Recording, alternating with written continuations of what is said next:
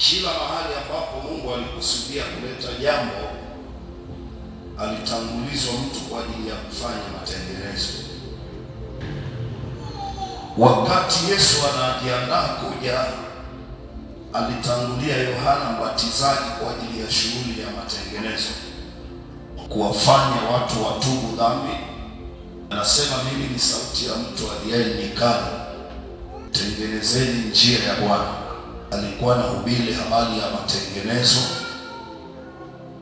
ili watu watengeneze kwa ajili ya anayekuja. Kwa hiyo kama unataka kupokea kitu kizuri cha mbinguni, lazima ufanye matengenezo. Lazima ufanye matengenezo. Matengenezo ni ya muhimu sana, kwa sababu hatuwezi kwenda tukiwa na uovu. Hatuwezi kupiga hatua kubwa tukiwa na uchafu. Hatuwezi kutembea na watu ambao hawako vizuri.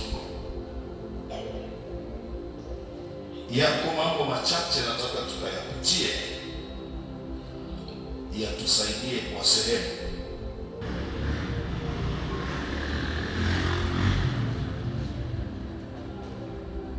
Nitasoma hapa tena.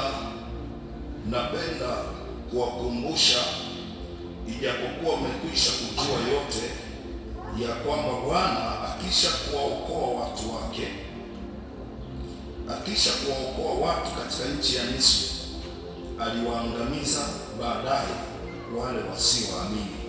Yuda ile sura ya kwanza iko na sura moja.